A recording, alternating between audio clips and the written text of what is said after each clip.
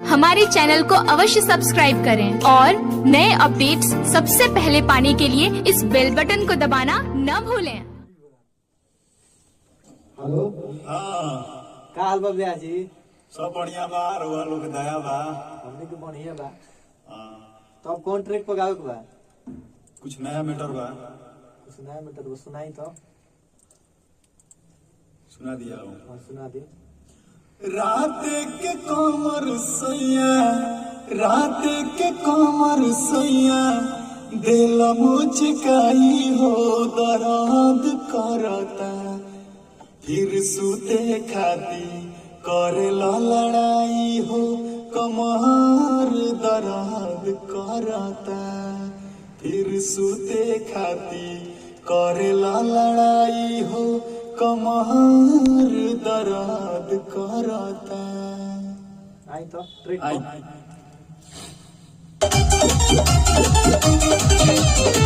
रात के कमर सैया, रात के कमर सैया, दिल मुझकाई हो दर्द करता, रात के कमर सैया, दिल मुझकाई हो दर्द करता, फिर सुते खाती करेला लड़ाई हो, कमर दर्द करता, फिर सुते खाती करेला लड़ाई हो, दर्द कमर करता,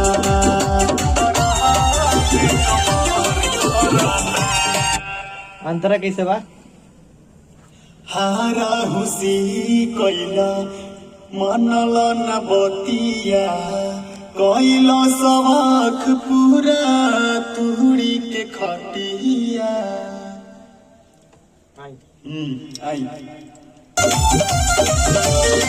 हारा हुसी कैला मनल न बतिया, कैला सवाख पूरा तुहड़ी के खटिया। हमारा खुशी कैला मनल न बतिया, कैला सवाख पूरा दूरी के खटिया।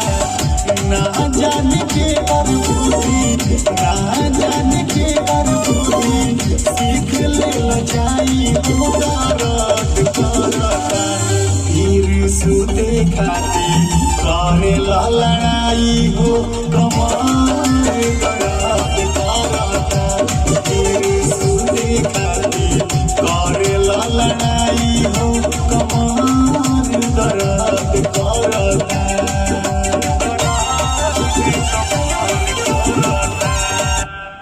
आगे वाला अंतरा बताई तो। आगे वाला अंतरा ऐसे बा। मंजी रंगीला कवि बाड़ो बेदरदी, देखे दर्द अरबीन पियवला नहरदी।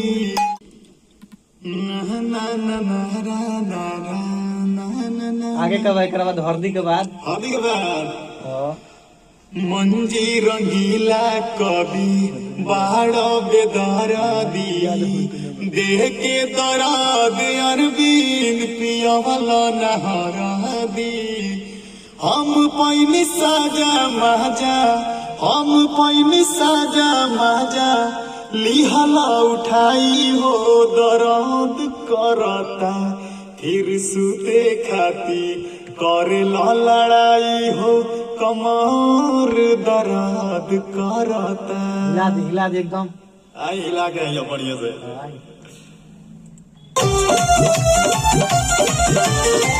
मंजी रंगीला कवि बाड़ो बेदरदी, देखे दर्द अरबीन पियवला नहरदी, पियवला नहरदी।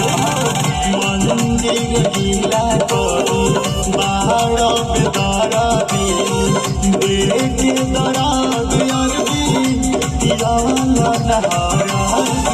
हम पैनी साजा माया, हम पैनी साजा माया, लिहला उठाई हो दर्द करता, फिर सुते खाती करेला लड़ाई हो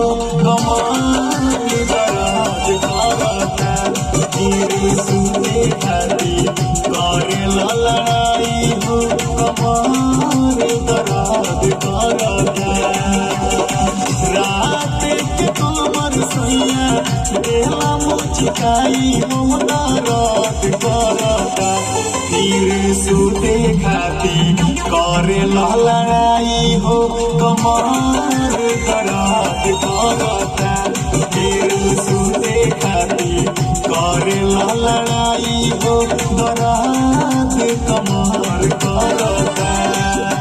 अच्छा जाए तो जौन भइल लेकिन पीस के पी ली है का पी लियो हरदी दूध। अच्छा हरदी दूध हाँ चलिए ठीक है बा उ पियला से दर्द दूर हो जाई ना आदमी कहे को हो जाई कि दर्द देके कौन दवाई आदमी ना करी और चीज हो गएगा दूर होगी हाँ, सब चीज हो के इलाज गनु बा देह में जहाँ भी दर्द हुई दर्द दूध पी ली चलिए ठीक बा।